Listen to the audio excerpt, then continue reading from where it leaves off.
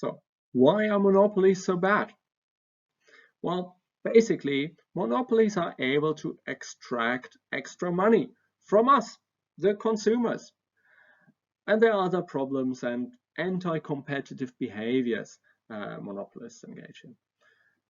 And the extra extraction of money and some of these behavior constitute a form of market failure.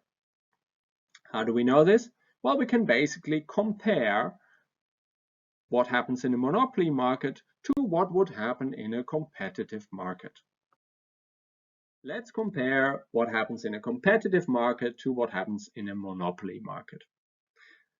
Last week, we encountered those banana producers in Guadeloupe. And let's forget about the externalities here for a second. But we remember that they were able to sell all the bananas, as many as they could produce, for the world market price of $400 per ton of bananas. And it didn't matter whether they made 100 tons or 500 tons or how many bananas they produced. And that's because they only produce a tiny share of the supply of bananas of the world market for bananas. So a single banana plantation or a company owning a few banana plantations is basically one of many banana producers in a competitive market. And these banana plantation owners, they face a horizontal demand curve. The price or marginal revenue that they can earn for selling an additional ton of bananas is always the same. So they are a price taker. The world market dictates what the price for bananas is because there are many producers and many sellers, and this individual banana plantation owner cannot control the price that they can set. If they set the price too high, they won't sell their bananas. If they set the price too low, they will sell their bananas, but they are missing out on revenue. So they're able to sell as much or as little as they can at the same price. Compare that scenario to a monopolist. Let's say one banana company, the United Banana Company, owns all the good banana plantations in the world. That means they don't just face a tiny sliver of sort of the world demand for bananas. No, they face the whole demand curve. They face a downward sloping demand curve. Their decision to produce more or less output not only affects how much revenue they make through the amount of bananas sold, but also because it affects the world market price for bananas. So faced with this demand curve, they can basically choose how much and at what price to sell their bananas. So how does the monopolist maximize profit? As we just saw, in a competitive market, a firm can sell as much quantity as it can produce, as the marginal revenue equals the price, no matter how many tons of bananas we make. The marginal revenue is always $400, and it doesn't affect the world market price, how much I produce. But what if I own all the banana plantations? Well, if I sell more bananas, I get more revenue. This is what we call the output effect. But I also, through selling more bananas, lower the price because the demand curve is downward sloping. So the more bananas I sell, the lower the price has to be. And this is what we call the price effect. So when the monopoly drops the price to sell one more unit, the revenue received from previously sold units also decreases because I can only sell bananas at one price. It's probably best to look at this using an example. On the right, we have the world demand for bananas. Okay, I made this up, of course. So we have the quantity in millions of tons of bananas, and we have the price in dollars. And basically, what you can see is the demand curve. So if I, as a producer, were to produce only very few bananas, only 1 million tons of bananas, bananas would become a luxury good. So I would be able to charge $1,100 per ton of banana. On the other hand, if I produce a lot of bananas, say 8 million tons of banana, then of course the price of bananas would drop. Everybody with me with this kind of reasoning? So if I artificially restrict the output to sort of a super small amount, I can charge an incredible sum for this ton of banana because it is special. But of course, if I produce a lot of bananas, I can only sell them at a lower price. And this price effect affects both affects my revenue. So how do I maximize profit? How many bananas should I produce as the sole producer of bananas? Well, let's work it through. Let's look at an example. Let's say I sell 1 million tons of bananas. Then I can charge what? I can charge, looking at the demand curve, that's what I know, what the customers would be willing to pay at this level. And my daughter loves bananas, so we would have to buy them anyways. So they would be able to charge $1,000 per per ton for these 1 million tons of bananas that they produce. So if we write this down, what is my revenue as the banana producer? Well, my total revenue is the quantity sold times the price. So quantity sold is 1 million tons, price is $1,000. So my total revenue is 1,000 million or $1 billion. Okay. My marginal revenue, going from 0 bananas being sold to 1 million tons of bananas being sold, is an increase in 1,000 million, so 1 billion. Yeah, so my marginal revenue is also 1,000 million. Remember, marginal revenue is the change in total revenue. Let's put this in the graph. What if I were to sell 2 million tons of bananas? Well, I would have to lower the price, because if I were to charge $1,000 for 2 million tons of bananas, I wouldn't find enough buyers. Okay, so I have to lower the price of bananas to $900. So at $900, I would be able to sell 2 million tons of bananas. So what would my revenue be? Well, 2 million times $900 per ton would be 1.8 billion. Okay. What's the marginal revenue? Well, the marginal revenue, remember, is the change in revenue per unit of output sold. So going from the quantity of 1 and the price of 1,000 to quantity of 2 and price of 900, the increase in revenue, my marginal revenue, is $800 million. So let's draw that into the graph as well. Okay. What if I drop the price a little more and make more bananas? Well, if I produce 3 million tons of bananas, I would be able to sell them only at $800. I hope everyone sees this, because if I were to produce 3 million tons of bananas and I try to charge, say, $1,000 for them, I wouldn't be able to sell them all. Okay, so the maximum I can charge if I produce 3 million tons of bananas is $800 per ton. Okay, so my total revenue grows because I'm selling more output, but the price is dropping, so my marginal revenue is dropping. So $800, so 3 million tons of bananas mean $800 per ton. So that means total revenue of 2.4 billion, but my marginal revenue, so the increase in revenue from selling the additional bananas, is only 600 million. Let's put that into the graph as well. Moving on. So if I were to produce 4 million tons of bananas, well, if I produce 4 million tons of bananas, I can only charge $700, so 2.8 billion. So my marginal revenue, so my increase from the $800 3 million case to the $700 4 million case is 400 million. What if I produce 5 million tons of bananas? Well, 5 million tons of bananas, I can only charge $600 per ton. So 3 billion total revenue. What if I choose to produce 6 million tons of bananas? Well, 6 million tons of bananas, I can only charge $500. What does that equal? Well, it also equals 3 billion.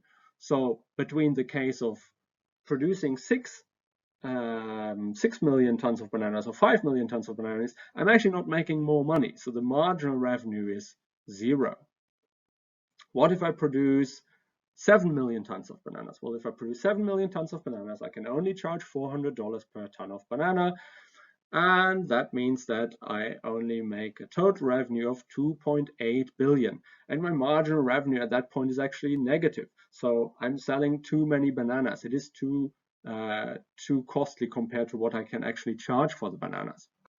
So I definitely wouldn't want to do that.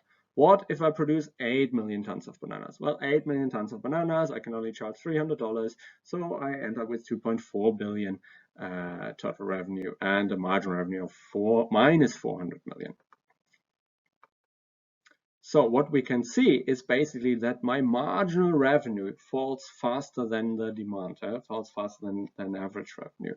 And it's exactly half of sort of average revenue. So my marginal revenue falls. And the marginal revenue, of course, is important because it determines how much I'm going to produce, right? So the marginal revenue is always less than the price. And how do I maximize profit? Well, like any company, I produce the quantity up to the point where my marginal revenue equals my marginal cost. So where it becomes unprofitable to produce more bananas. Where could that be?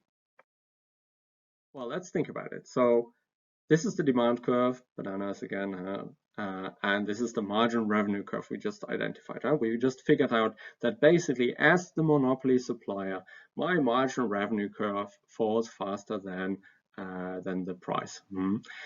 So how do I maximize profit? What's the outcome? Well, in a competitive market, we saw the equilibrium, right? But there is no equilibrium. There's no equilibrium where supply and demand curves intersect here, because there's no supply curve. There aren't many suppliers that all sort of make their decisions and that get aggregated. It's just my decision. I decide how much output is produced. So how much should I make? How many bananas should I produce? Should I keep them a luxury item and charge $1,000 per ton? Or is it better off to produce sort of mass market or something in between? Well, like any firm, I, as the banana monopolist, maximize profit by producing the quantity at which marginal revenue equals marginal cost. So my marginal cost for producing bananas looks something like this. For the example, it doesn't matter exactly how this cost drives. Maybe it's the cost of intensive agriculture that makes it increase over the quantity, okay? Or maybe there's some places that are really good for making bananas and then others are harder, okay? It doesn't really matter what exactly the shape of the marginal cost curve is in this example. So what do? So I set marginal revenue equal to marginal cost, and that quantity is the profit maximizing quantity for any company, and so also for me, and that is point A. So at point A, my marginal revenue, the money I get for an additional ton of banana, equals the marginal cost. So how much it costs me to produce the additional ton of bananas. Beyond that point, it's definitely unprofitable. And if I produce less than that, I'm not making all the money that I could be making. So I produce exactly to the point where I sort of break even. Okay. And so I use my marginal revenue, my marginal cost curve to find sort of my produced quantity of bananas. But I, of course, don't sell it at the marginal cost. I sell it at the value that I can extract from the customers, from the consumer. So I use the demand curve to find the price that I can charge for the bananas that I'm producing. So I set my quantity to the point sort of a quantity, monopoly quantity, by looking at my marginal cost and my marginal revenue. But that means that I can charge a price determined by the demand curve, right? That is much higher than that point B. So the monopoly price B at point B is much higher than the point A, where marginal revenue equals marginal cost. And this difference between the monopoly price and the sort of point where marginal revenue equals marginal cost, so where it should be if you want, this difference between point A and point B is what we refer to as markup. And it is what basically determines the monopoly profit. So we can compare the firm in the competitive market to the monopolist. And for a competitive firm, the price equals marginal revenue equals marginal cost.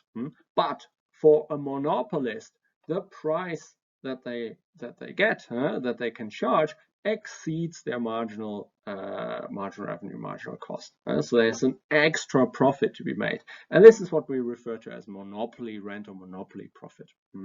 And the difference between the price and the point where marginal revenue equals marginal cost is the markup. And the size of this markup essentially determines together with the cost, which is a bit more complicated and we've omitted here, basically determines the exact amount of monopoly extra profit, monopoly profit, and this kind of monopoly rent, if you want, that they get for being the sole producer.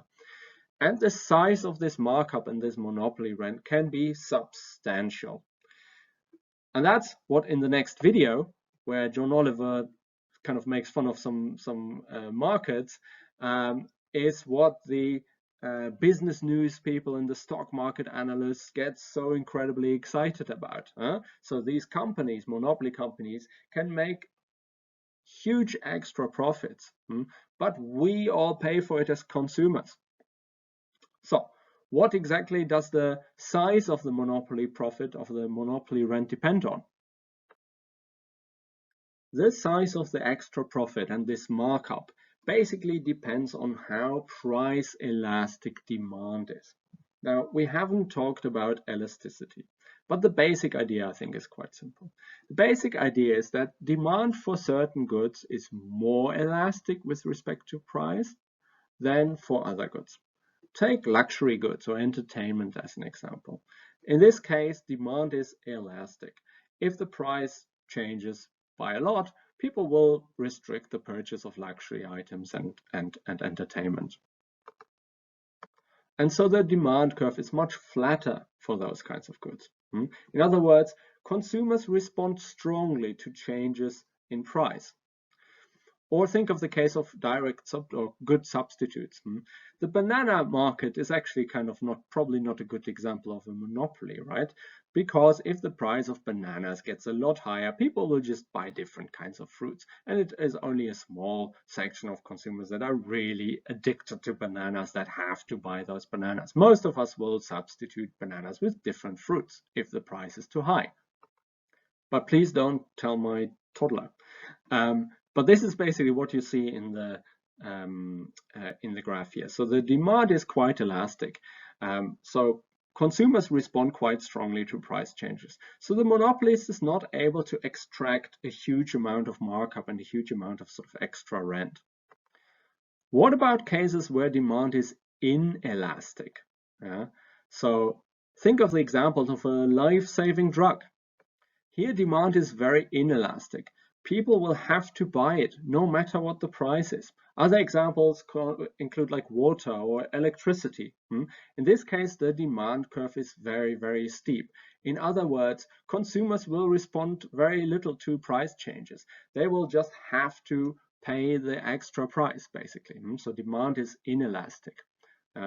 In other words, the less consumers are able to avoid buying the product or reduce consumption of the product, the higher the markup and the higher the monopoly profit, as you can see in the second graph. So you see that the markup is much bigger and therefore the monopoly profit will be much higher in the second case of the inelastic demand. So if consumers cannot avoid buying the product, if they need it, if the demand is inelastic, in other words, if the change in the price doesn't lead to a big change in the amount of quantity sort of demanded, then the monopoly profit is even bigger. So from the perspective of the monopolist, you want to be a monopolist in a market where people have to buy the good. And it's not such a big deal in markets where consumers will basically just shift consumption to something else or reduce consumption.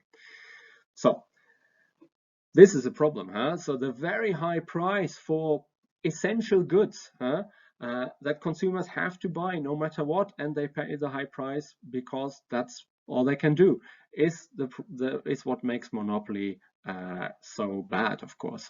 But of course it makes it very desirable for the monopolist firm, for the owners of the monopolist firm, so for example for the shareholders in this company. So you hopefully understand how the monopoly firm is able to extract all this extra money from us, from the consumers. And that's bad for consumers. But you might object, Roland, what are you talking about? Maybe all those Rockefellers and Zuckerbergs and Bezoses, they get fabulously rich. But you introduced us to the concept of Pareto efficiency, right? So just because, we're transferring a lot of money from consumers to the owners of those companies doesn't necessarily mean it's inefficient. But that is not so. Let's look at the market. We have the demand curve, we have the marginal revenue curve, we have the marginal cost curve. In a competitive market, we would end up at the efficient quantity. This is where marginal cost, because that's basically the supply curve, meets the demand curve. But that is not the point at which we end up in the monopoly market. In the monopoly market, we end up, of course, at this quantity, lower quantity, monopoly quantity, where marginal cost equals marginal revenue for the monopolist, and we end up with a higher price. So in essence, this places sort of a wedge between the consumer's willingness to pay and the marginal cost, the producer's cost. And this means that there's basically less quantity being produced in the market than the efficient quantity would be. And we know this phenomenon. That's what we call deadweight loss. So the monopolist produces less than the socially optimal quantity. And this is what we, of course, call a market failure. So monopoly doesn't just cause distributive consequences. It also causes inefficiency and therefore calls for intervention. And we can compare sort of total welfare, the deadweight loss, consumer and producer surplus to what we would obtain in an efficient market. So here's our demand curve and our marginal cost curve. And of course, in a competitive market, this would be the producer surplus and the consumer surplus. But that is not what we get here. We use the marginal revenue to identify the profit maximizing quantity, and that's what gives us the monopoly price. And so we have our deadweight loss here. And our consumer surplus is basically reduced to this small triangle here, and the producer surplus is increased. So in sum, monopoly is bad for the economy because of the inefficiency and the deadweight loss. It is especially bad for consumers, but it is very good for the producers. At the beginning of this video, we asked, why is monopoly so bad? And I think we understand now. So monopoly is a type of market failure. We do not arrive at the efficient price and quantity. The quantity is kept artificially low, so the price is too high, and there's a markup that goes to the producer. But there's also a deadweight loss, which makes this inefficient and a market failure. What's more, the monopolist is basically able to exploit us, to extract extra money, these monopoly rents. And of course, the less consumers can avoid buying the product, the worse it gets. So the more inelastic demand, the larger the markup. There's one more sort of problem with monopoly that sometimes emerges. Basically, monopolists always have an interest in price discrimination, or differential pricing, sometimes it is called. And basically, it's the idea that we have seen this deadweight loss, right? So could the monopolist maybe find a way to sell to those people as well? Well, the problem is, of course, that the monopolist has to lower the price of the good to all the consumers if they want to catch these additional consumers, right? But what if the monopolist was able to price discriminate, to offer a different price to different people by guessing their willingness to pay, or letting them self-select into different tiers of membership or of different types of services or types of products. So if the monopolist is able to charge different prices and sell to consumers at different prices according to their willingness to pay, or according to something that is correlated with the willingness to pay, then what happens? Well, then the monopolist is able to sell to some additional consumers. So some of that deadweight loss maybe go away, but so does all of the consumer surplus. It evaporates. It becomes producer surplus and additional monopoly profit, because the monopolist will be able to charge those with a high willingness to pay a high price, and those with a low willingness to pay a low price. And this price discrimination is something that all companies with market power try to engage in, and that we as consumers should resist at all costs. Think about examples. So a classic example that is relatively benign perhaps is airline tickets. Airline tickets change over time, and basically if it's the day before the flight, the price is going to be very high. That has usually not much to do with the sort of how much space there's available on the plane. It's just because the airline knows that if I try to buy a plane ticket for tomorrow, on a regular sort of route, I probably need to go there for family reasons or business reasons, and I won't have much choice. So I'm much more likely to pay the ticket than if I'm shopping around 3 months in advance. And there has been a huge kerfuffle about sort of how these airlines are able to basically design pricing systems that try to guess at what points and what types of consumers are likely to buy tickets at what prices. So basically they're trying to guess our willingness to pay. This could soon become a much bigger issue with all sorts of online shopping in general. The technology is definitely there that would allow companies to use cookies, basically in the browser cookies, not real cookies, unfortunately, browser cookies to sort of identify, for example, people who have repeatedly visited a specific site or product or looked at a specific route. And while many companies claim that this is not actually happening, there's some anecdotal evidence of these kinds of tools being used to price things differentially for different types of consumers.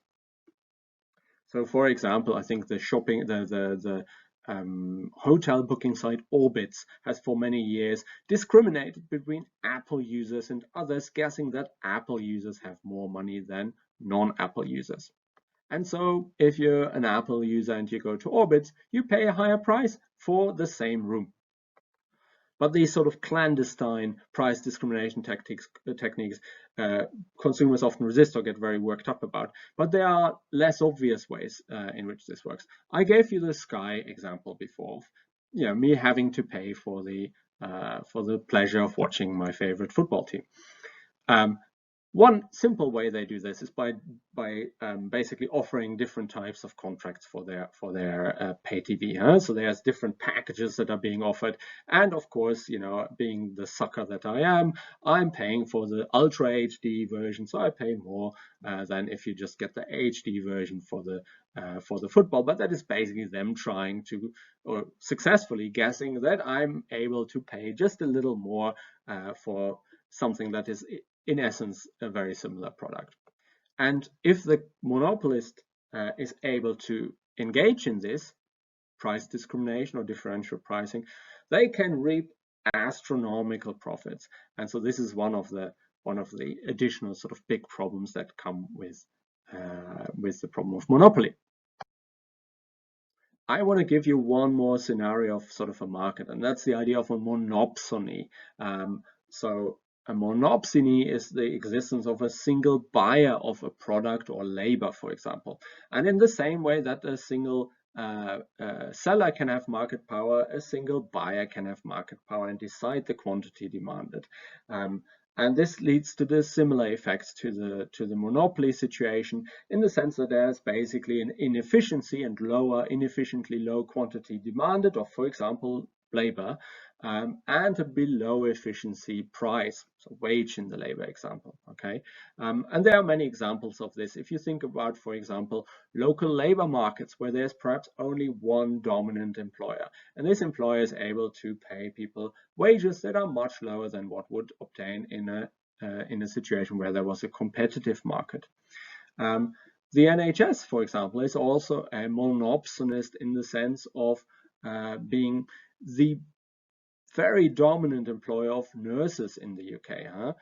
So the NHS is able to pay nurses probably less than what we would obtain if this was a sort of competitive market with many hospitals and healthcare providers. Okay. But we may also use these powers, of course, to the benefit of all of us. So if you think of the NHS, for example, the NHS is also the single buyer in the UK, or almost single buyer in the UK of pharmaceuticals, many drugs. So the NHS can negotiate with drug companies prices that are very favorable for the NHS and for us as users of those drugs than if we individually were faced with these drug companies. And the importance of sort of monopsony type effects in labor markets are one of the big sort of justifications for minimum wages.